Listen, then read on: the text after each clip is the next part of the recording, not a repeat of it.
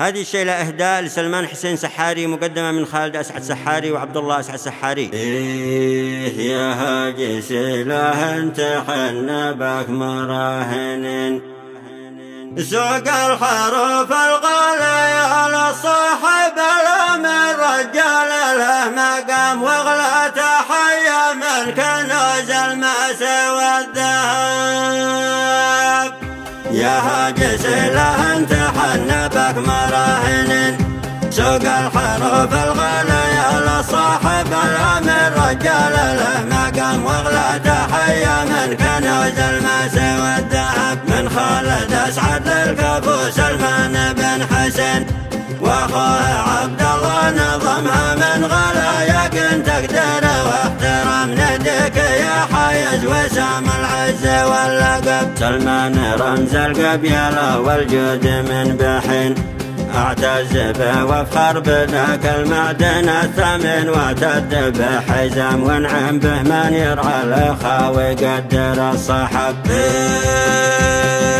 واحنا بهذا الكفو نعتز ومفاخر، نشمي سحاري من رجال سحول شامخ دعاسة الظلام، واللي يعادهم رجع مكسور واغترب. بين العشاير صيتهم من قدم السنين، والجد له مزاوي تقدر بكل عند واقع الكلام، ومعزة ابن حسين بين الجفن والهدف. رجال له فزعة مثل الليث في العارين، من ينتخبه قال يا لبيك أي حين. الشامخ الهمام يعجزني الانصاف مهما هاجسي كتب، مهما مدحنا فيه عاد احنا مقصرين.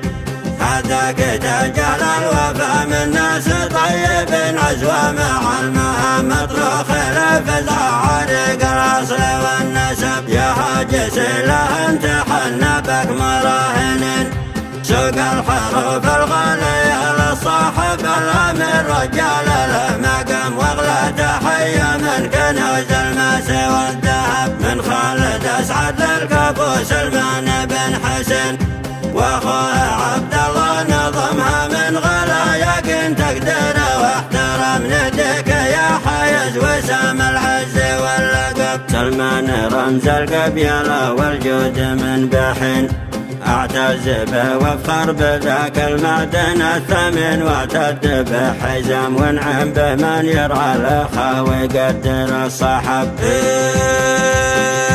واحنا بهذا الكفو نعتز ومفاخر، نشمي سحاري من رجال سحول شامخ دعاسة الظلام، واللي يعادهم رجع مكسور واغترب. بين العشاير صيتهم من قدم السنين، والجد له مزاوي تقدر بكل عند واقع الكلام، ومعزة ابن حسين بين الجفن والهدف. رجال له فزعة مثل الليث في العارين، من ينتخبه قال يا لبيك أي حين. الشامخ الهمام يعجزني الانصاف مهما هاجسي كتب، مهما مدحنا فيه عاد احنا مقصرين. هذاك تجعل الوفا من ناس طيب عزوة مع المهام، مطروخ لفزع عريق